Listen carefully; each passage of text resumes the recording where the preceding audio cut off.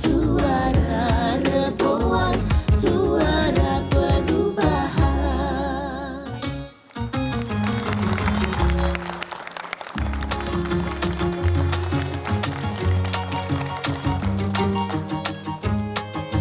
Kalian tahu nggak sih, mendekati Pilpres 2024 tuh tinggal di Indonesia serasa kayak tinggal di Korea.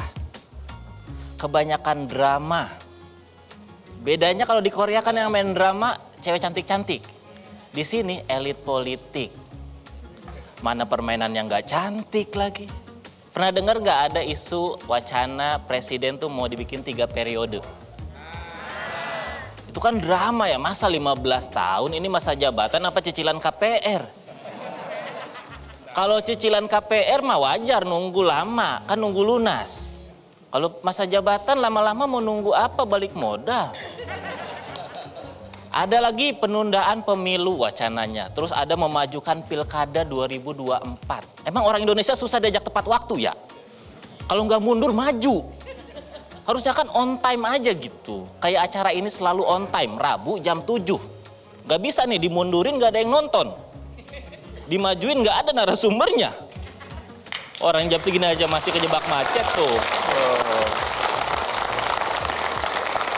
Dan yang baru-baru ini ada wacana katanya gugatan capres sama bacapres tuh usianya mau diturunin.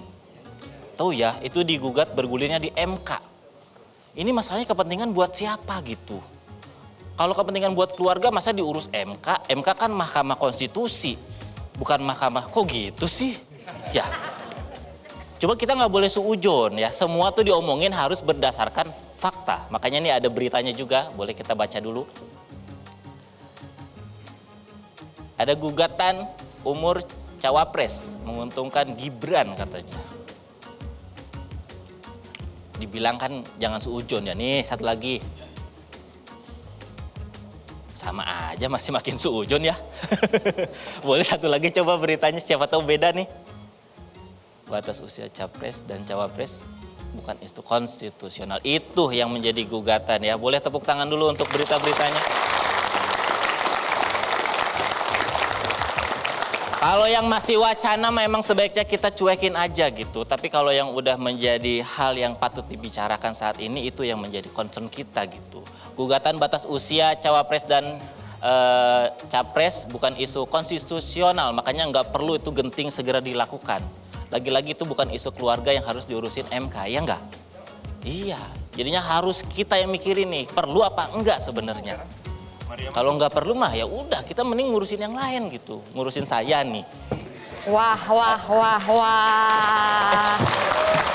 Kang Ridwan udah mulai ngobrol duluan nih, nggak ngajak-ngajak nih. Iya, emang mulai nyaman kalau di sini. Udah sapa pemirsa belum? Belum, emang ini siapa? Wah, kita sapa-sapa dulu kali ya pemirsa. Halo, selamat malam pemirsa semuanya. Ketemu lagi di Suara Rebuan. Iya, seperti malam sebelumnya ya, Suara Rebuan ini kembali live dari Metro TV. Selain pemirsa di rumah telah hadir bersama kami di studio teman-teman Universitas Trisakti dan teman-teman Musyawarah Rebuan. Selamat datang di Suara Rebuan semuanya, teman-teman dari Trisakti dan juga Musyawarah Rebuan di berbagai daerah. Dan nggak cuma pemirsa di studio dan di rumah aja, Suara Rebuan ini juga ditonton sama teman-teman dari Universitas Brawijaya secara daring. Ada di sana dan juga pastinya oleh Musyawarah Rebuan dari berbagai daerah. Halo teman-teman semua Musyawarah Rebuan dimanapun kalian berada. Oke, nah kan kita ini selalu membahas tema dari hasil Musyawarah Rebuan. Betul. Untuk pemirsa yang ingin menuangkan aspirasinya bisa di mana nih Kak Ridwan? Bisa langsung aja kunjungi website rebuan.id atau hubungi kontak yang ada di bawah ini. Betul. Nah tadi pas aku belum masuk ya, Kang Ridwan ini lagi ngomongin apa sih sebenarnya sama penonton? Ngomongin yang terakhir tuh isu tuh katanya ada penurunan capres sama bacapres usianya. Ini kan ada suujon nih katanya mau jadi dinasti nih. Bener nggak? Waduh, itu sebenarnya kekhawatiran siapa ya? Kekhawatiran kita aja atau misalnya kekhawatiran banyak masyarakat? Nah kita ingin tahu bagaimana pendapat masyarakat ya, kita tayangkan berikut ini.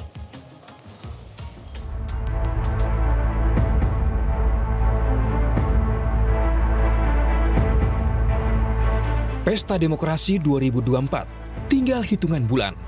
Namun kegaduhan politik masih terus berlanjut dengan gencarnya manuver yang dilakukan Presiden Joko Widodo. Sikap Presiden Joko Widodo yang ingin ikut campur dalam Pesta Demokrasi 2024 nanti memang tidak melanggar undang-undang. Namun, jika dilihat dari kacamata etika bernegara, apa yang dilakukan Joko Widodo telah menuai sorotan dan sindiran publik di tengah situasi politik yang memanas. Apakah cawe-cawenya sang presiden memang untuk kepentingan negara atau justru ingin memainkan dinasti politiknya agar tetap diperhitungkan di panggung politik nasional? Dinasti politik itu hanya akan merusak citra demokrasi yang ada di Indonesia sih. Dinasti politik ini berkaitan erat dengan kolusi dan korupsi. Dan seperti terjadi di mana-mana, kayaknya dinasti politik ini juga menghambat konsolidasi demokrasi. Menurut saya itu kurang layak karena pastinya nanti takutnya kekuasaan atau jabatannya itu hanya berputar di lingkup dinasti kekeluargaannya saja. Entah kebetulan atau tidak, di saat Bobi Nasution dan Kaisang bersiap naik kelas, Gibran seolah juga tidak mau kalah. Putra sulung Joko Widodo ini santer digadang-gadang bakal menjadi calon wakil presiden. Dan sekali lagi, entah kebetulan atau tidak, kabar Gibran menjadi cawapres sejalan dengan gugatan batas usia minimal capres dan cawapres yang diajukan beberapa partai politik ke Mahkamah Konstitusi. Saya rasa sebetulnya batasan-batasan itu sebetulnya nggak usah terlalu ada gitu. Jadi kita bisa membuat demokrasi ini menjadi bebas bagi siapapun. Anak-anak muda juga bisa berkontestasi, tapi perlu diingat jangan sampai ada tendensi politik di sini. Menurut saya memang ini seperti diburu-burukan. Entah ini karena tahun politik yang semakin dekat atau memang ada kepentingan dari salah satu pihak. Bola sekarang ada di tangan Mahkamah Konstitusi. Seberapa peka para hakim melihat apakah pengajuan gugatan batas usia tersebut untuk menegakkan demokrasi di Indonesia atau justru sebagai jalan politik cari muka untuk membangun dinasti politik lebih luas lagi? Kita lihat saja. Tuh kan bener, ternyata bukan cuma aku yang mikir kayak gitu. Iya juga ya, daripada kita bingung sendiri mending kita bahas aja yuk sama ahlinya. Kebetulan mereka lagi asik ngebakso dulu nih. Tuh udah ada di belakang kita. Wah, halo. Ada Mbak Bivitri Susanti. Boleh.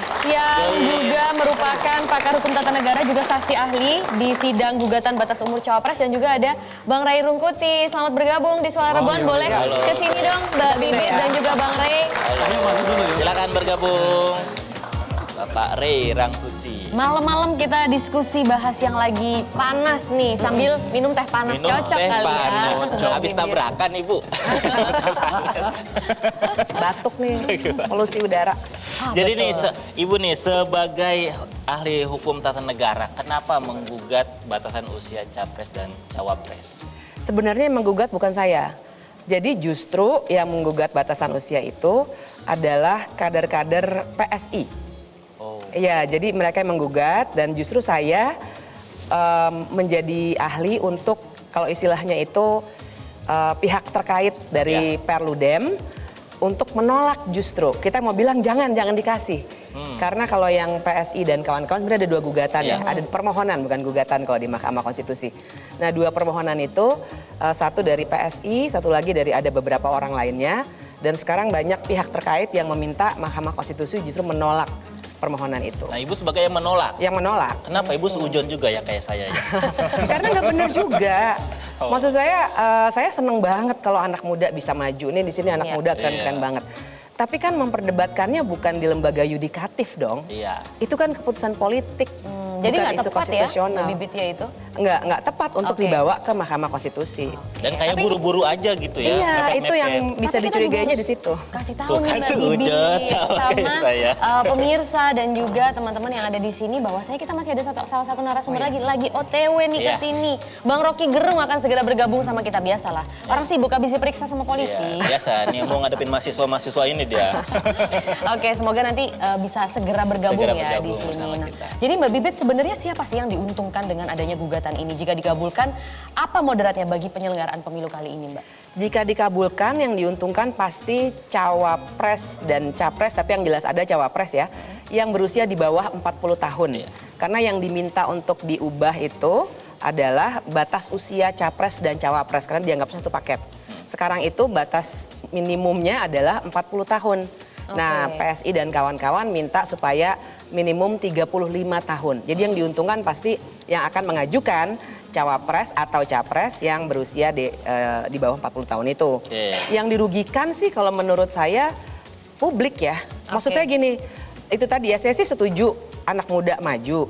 Cuma kan kualifikasinya harus jelas kita kalau pemilu.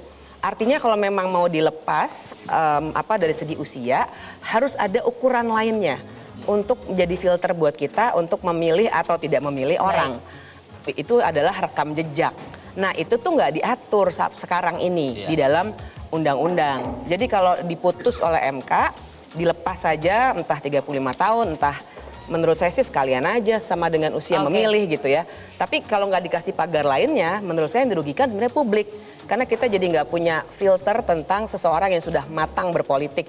Ini jabatan penting loh, capres-cawapres, bukan main-main gitu. Iya, jadi sebenarnya harus gimana ya? Mungkin kita juga bisa tanya sama Bang Rey yang ada di sini. Bang Rey, kalau melihat dari gugatan batas minimum capres dan juga cawapres yang diduga nih untuk meloloskan salah satu anak presiden, seberapa besar sih potensi dari pengaruh presiden di sini, Bang, memangnya? Ya kalau dari pengaruh presiden kita nggak bisa ukur lah ya berapa besar begitu. Tapi saya kira ini sebetulnya bukan gugatan ya. Mestinya nggak masuk ke MK itu. Kalau saya hakim MK-nya dari awal saya tolak itu. Kenapa saya tolak? Ya karena mereka tidak sedang menggugat pasal. Mereka hanya meminta aturan tentang batas usia dari 40 ke 35. Iya. Jadi turunin aja loh. Kenapa 35 bukan 20? Kenapa 20 bukan 17? Kan bisa tawar-menawar jadinya kalau tawar-menawar kan ujung-ujungnya ini open legal policy. Kembalikan saja ke DPR, biarkan di sana tawar-menawarnya terjadi, bukan di majelis Mahkamah Konstitusi ini gitu.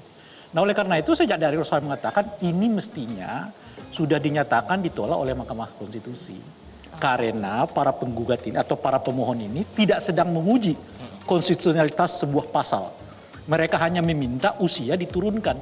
Loh kalau nanti begitu kita juga bisa minta dong Mahkamah Konstitusi supaya membuat juga ketentuan batas maksimal usia calon presiden. Kan ada gitu. juga yang lagi mengajukan. Betul. Akibatnya begitu. Lalu apa bedanya Mahkamah Konstitusi dengan DPR sama-sama membuat aturan teknis?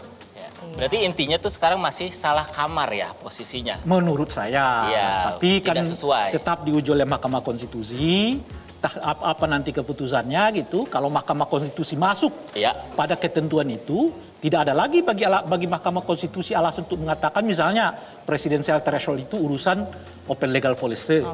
Misalnya parliamentary threshold urusan open legal policy. Lo Anda bisa ngatur turunin kok dari 40 ke 35. Mengapa Anda nggak bisa turunin 20% yang jelas-jelas inkonstitusional? Mengapa Anda nggak bisa membatalkan turunin jadi 5 gitu anak TK jadi cawapres ya Pak? Mestinya siapapun boleh jadi calon wakil presiden selama ia sudah jadi pemilih. Sudah siap. Itu dia. Baik, kalian aja gitu ya. Gimana Kang Ridwan nih? Semakin seru kita pembahasannya. Ini kan sekarang. Ya. Katanya bebas memilih. Bagaimana bebas memilih dan tentuan siapa yang dipilih oleh partai? Iya. Yang seujung tuh saya aja Pak. Bapak nggak usah seujung. saya itu bukan suzon, itu presidensial threshold. Iya. Baik, kita nanti akan lanjut lagi pembahasannya. Tapi jangan kemana-mana, kita harus break dulu sebentar ya. Jadi tetap di Suara Rebuan.